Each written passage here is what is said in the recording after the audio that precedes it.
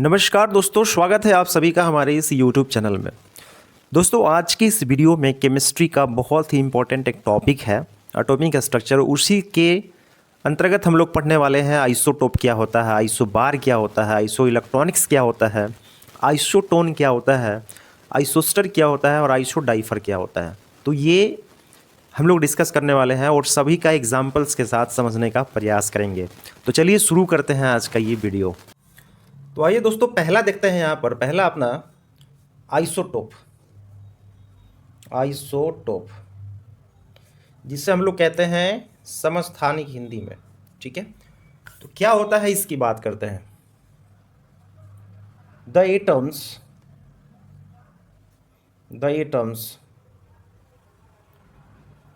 of the same element same elements having same atomic number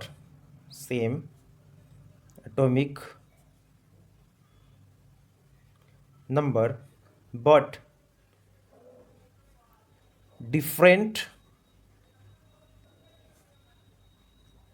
mass number. ठीक है, यानी कि सेम एटॉमिक नंबर होना चाहिए और मास नंबर इसका डिफरेंट होना चाहिए। और मास नंबर को हम लोग एटॉमिक वेट भी बोलते हैं, कोई प्रॉब्लम नहीं होनी चाहिए। आइए बात करते हैं इसकी एग्जांपल की। सो पहला एग्जांपल है फ्रेंड्स, आइसोटोप्स ऑफ हाइड्रोजन। ठीक है, हाइड्रोजन। तो हाइड्रोजन के 3 आइसोटोप होते हैं। कौन कौन से होते हैं? 2 ये। ठीक है, ये नीचे में एटॉमिक नंबर है, वो ऊपर में इसका मास नंबर है। तो पहले वाले को कहते हैं प्रोटियम। ठीक है, दूसरे को बोलते हैं हम लोग ड्यूटेरियम।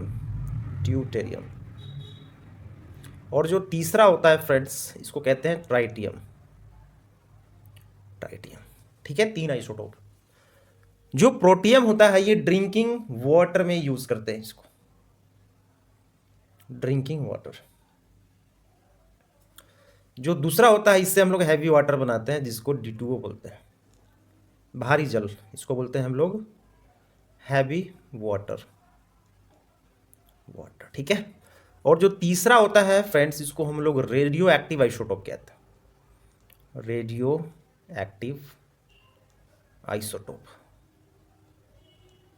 इसका यूज हम लोग बम बनाने के लिए कर सकते हैं, वीपन। ठीक है, अब दूसरा एग्जाम्पल की बात करते हैं। दूसरे एग्जाम्पल में देखते हैं दोस्तों, आइसोटोप्स ऑफ कार्बन। कार्बन का सिंबल C होता है। ठीक है, तो C6, ये 12 हो गया, ये 6 हो गया, ये 13 हो गया, ये 6 हो गया एटॉमिक नंबर, ये 14 हो गया। तो यहाँ पर कार्बन का जो ये तीसरा आइसोटोप होता है, इसका यूज हम लोग करते हैं दोस्तों फॉसिल फ्यूल का एज निकालने के लिए। ठीक है, use to determine age of fossil fuel. ठीक है, जीवाश्म ईंधन जो होते हैं। ठीक है, जैसे कोल हो गया, पेट्रोलियम हो गया, ये सब। अब नेक्स्ट एग्जांपल की अगर बात की जाए,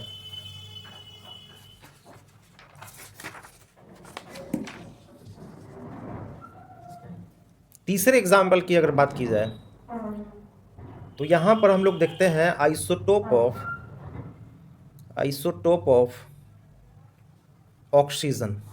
ठीक है, तो ऑक्सीजन का 3 आइसोटोप हो जाएगा, ये 8 एटॉमिक नंबर, ये 16 हो जाएगा, ये 8 हो जाएगा, ये 17 हो जाएगा, ये 8 हो जाएगा और ये 18 हो जाएगा। ठीक है, उसी तरह से आइसोटोप ऑफ यूरेनियम के 2 हो जाएंगे। यहाँ पे 92 इसका एटॉमिक नंबर होता है, 235 हो गया, उसी तरह से 238 हो गया, 92। ठीक है, इसका यूज करते हैं न्यूक्लियर रिएक्टर। ठीक है, और बाकी क्लोरीन का हो जाएगा फ्रेंड्स, क्लोरीन के 2 आइसोटोप हो जाएंगे, 35 हो जाएगा और 37 हो जाएगा। ठीक है, और कुछ इंपॉर्टेंट बातें करते हैं। नंबर 6 नंबर है इसका फ्रेंड्स। ठीक है, कोबाल्ट 60 का यूज हम लोग करते हैं ट्रीटमेंट ऑफ कैंसर में, ट्रीटमेंट ऑफ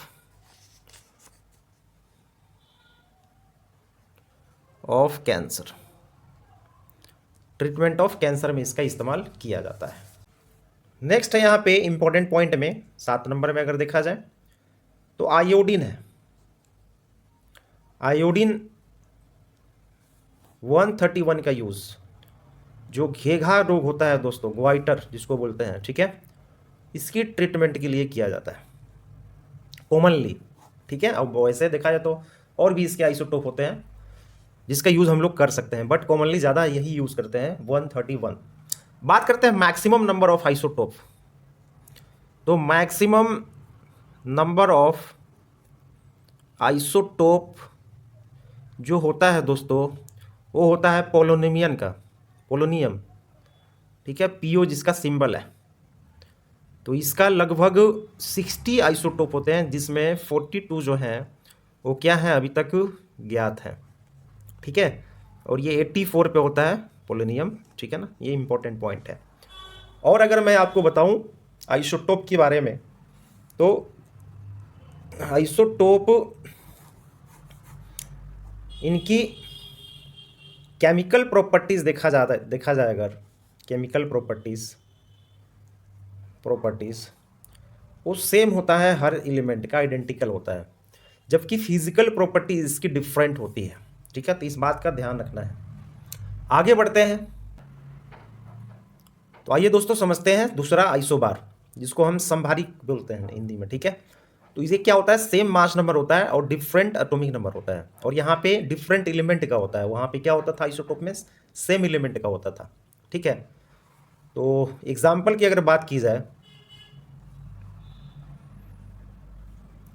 तो इसका एग्जाम्पल है दोस्तों आर्गन हो गया, पोटेशियम हो गया, कैल्शियम होगा। तो इन सभी का मास नंबर क्या होगा, सेम होगा, 40। ठीक है, और एटॉमिक नंबर क्या होगा, डिफरेंट हो गया, 18 पे होता है, ये 19 पे होता है और ये 20 पे होता है। उसी तरह से सोडियम और मैग्नीशियम का हो जाएगा, सोडियम मैग्नीशियम, तो ये होता है 12 नंबर पे, 24 हो जाएगा। ये होता है 11 नंबर पे, ये 24 हो जाएगा। उसी तरह से इसके और भी एग्जाम्पल देख सकते हैं आप, 76 हो गया, और ये होता है 32 पे। उसी तरह से सेलेनियम हो गया 76, और ये हो जाएगा 34।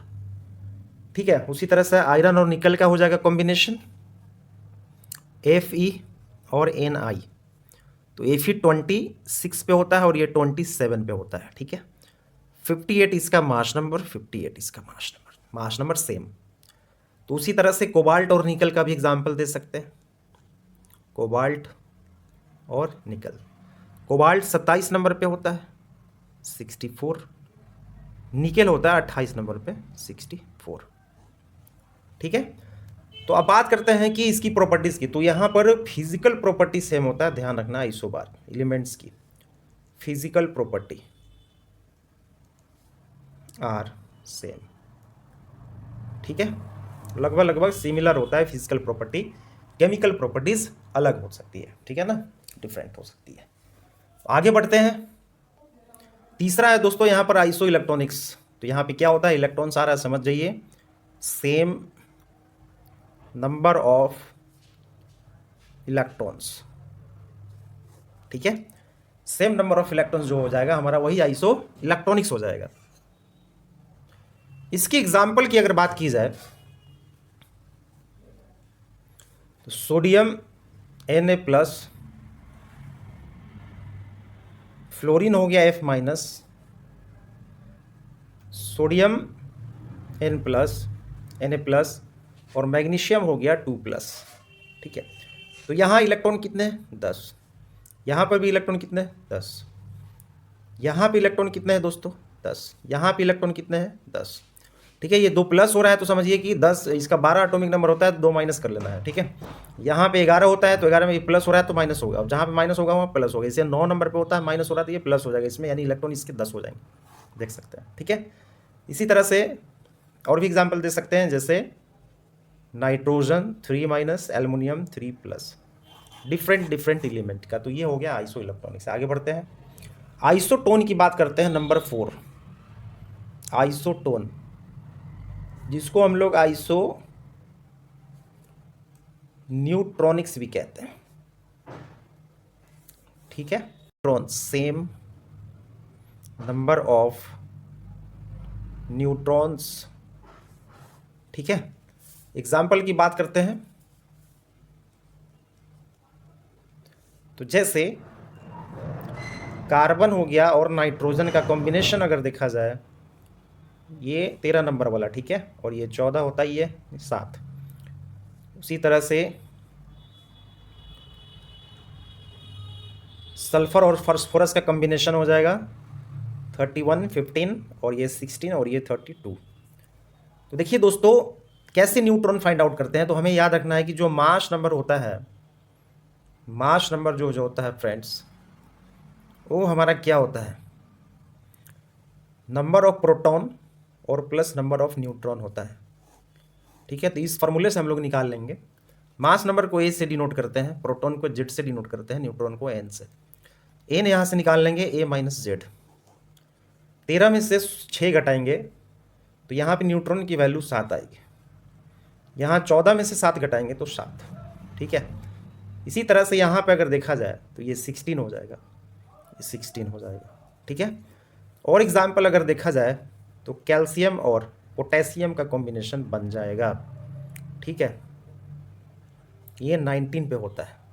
तो यहाँ अगर देखा जाए न्यूट्रॉन तो 20 हो गया, यहाँ पर भी न्यूट्रॉन कितने हो गए, 20। तो ये हो गया isotone.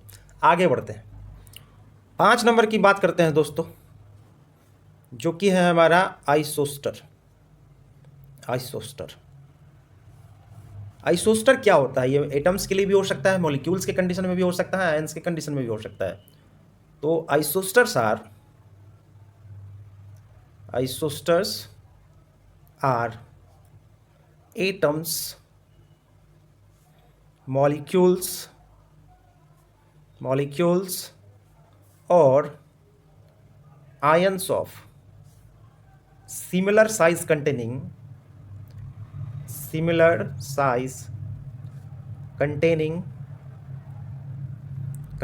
the same number of atoms and electrons। ठीक है, तो यहां ध्यान रखना है कि same number of atoms and electrons.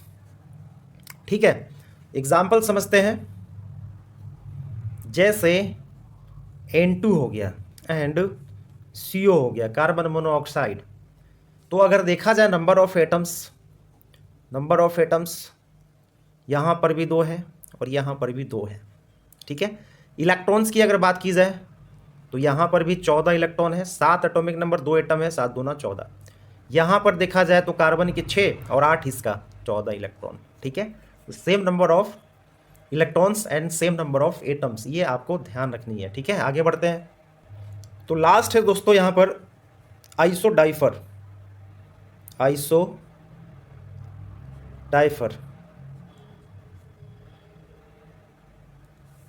आइसोडाइफर क्या होता है, यहाँ पे भी डिफरेंट एटम्स होंगे दोस्तों। तो यहाँ पे कुछ नहीं करना है, सिंपल आपको याद रखना है, different atoms having same difference of the neutron and proton. ये प्रोटॉन है, ये न्यूट्रॉन है। ठीक है, तो यहाँ पे आपको चेक करना है N-P सेम होना चाहिए डिफरेंट एलिमेंट का। एग्जाम्पल समझते हैं, जैसे बोरॉन हो गया, कार्बन हो गया, नाइट्रोजन हो गया, सबका एटॉमिक नंबर लिख लिया जाए, ये 5 नंबर पे। ठीक है, 13 और ये हो जाएगा हमारा 14। उसी तरह से देख सकते हैं आप यहाँ पे यूरेनियम और थोरियम का। यूरेनियम होता है हमारा 92 पे 238 और थोरियम हो गया 90 पे, ये 234 हो जाएगा। तो यहाँ पर अगर देखा जाए इसकी डिफरेंस n-p का डिफरेंस, n निकाल लेंगे इसका डिफरेंस से, ठीक है। तो ये हो जाएगा दोस्तों 54 आ जाएगा डिफरेंस, और यहाँ पे भी n-p क्या होगा 54 हो जाएगा, ठीक है। और यहाँ पर भी अगर देखा जाए तो n की वैल्यू यहाँ पर n-p की वैल्यू 1 आने वाला है डिफरेंट, ठीक है। और एक और होता है आइसोप्रोटोनिक, जिसमें नंबर ऑफ प्रोटॉन सेम होते हैं। तो ये था वीडियो दोस्तों आज का। उम्मीद करते हैं आपको जानकारी अच्छी लगी होगी। तो मिलते हैं अगले वीडियो में, तब तक के लिए नमस्कार, जय हिंद, जय भारत।